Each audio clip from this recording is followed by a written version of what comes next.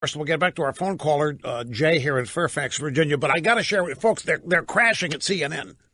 The nightmare continues.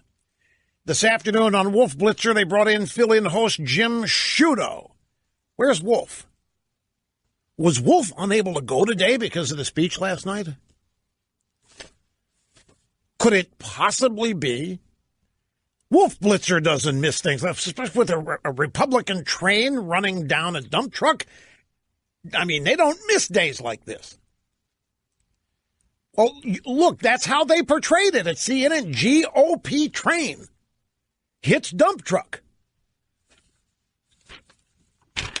Now the GOP is getting on a bunch of buses in Charlottesville to go to wherever their retreat is.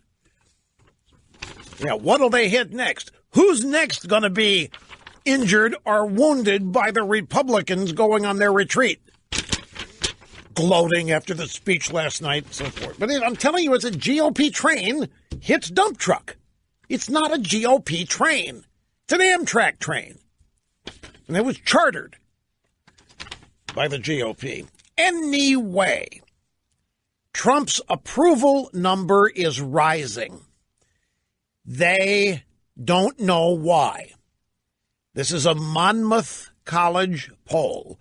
So we have Jim Sciutto and the associate editor at Real Clear Politics, A.B. Stoddard, talking about it. There's a new poll from Monmouth where the president's approval rating has ticked up to 42%. This is out of the 30s where President Trump has wallowed, one might say, for most of the time since his inauguration. A.B., why? Why do we think? I mean, they did pass tax reform by a Christmas deadline, okay, after a year of failing to repeal and replace Obamacare and fighting with each other. But I know that the tax reform plan, at least in many polls, is viewed by a majority of Americans negatively. The polling on tax reform was really bad in December. It's actually rising, becoming more popular. And either people are responding to their own personal data or they're responding to these stories of corporations feeling a boost and sharing it with their workers. And that is a positive for him. It's a legislative success and it's economic success. Right. How can this be happening? Why is it happening? AB, why be? He's ticked up to the 40s. How can it be? AB, I mean, the tax, most people looked at it negative. That's right, Sciutto, because you people were lying about it. You were telling everybody their taxes were going up.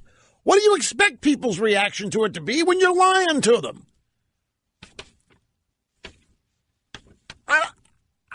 It is incalculable how wrong most media is now. Purposefully, accidentally, incompetently, it's wrong. And it happens it happens in business media, it happens in sports media, and it's happening in the news media. It has been for a long time. They were telling people that 80% of the American people will be getting a tax increase. That's why the polling was so bad. They did it on purpose. They lied about it. And then they keep going back to it. Why? And then A.B. Stoddard has to tell Sciutto, well, yeah, it's changing because people are seeing that they're getting tax cuts. They're living it.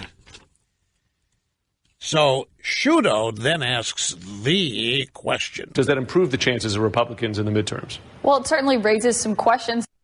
That was Caitlin Collins, CNN, certainly raises. Does this improve the chances of Republicans in the midterms?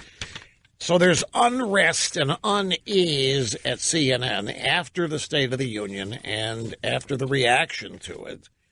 And now Trump's approval numbers ticking up. I actually think they're higher than 42%. But again, in trying to figure out why the numbers are what they are, let's say you want to believe. Let's say you want to believe Trump's approval number in this poll is 42. In another poll this week, it's 48. You have to remember some things. I keep harping on this, but folks, you would not believe it. The numbers of people that only watch CNN or read the New York Times or their local news or the L.A. paper or the local paper, those people are sizable in number. Those people never heard of MS-13. They've never heard of Fusion GPS. They don't know that Hillary wrote the Trump dossier, essentially paid for it. They don't know this. That stuff's not reported. All that is reported is a daily onslaught on Donald Trump. I think Trump at 42, 45, 48 is rather amazing given I don't know there's a human being in Washington who could tolerate, put up with, and triumph over the 2 years that Trump has had of character assassination multiple times a day, every day.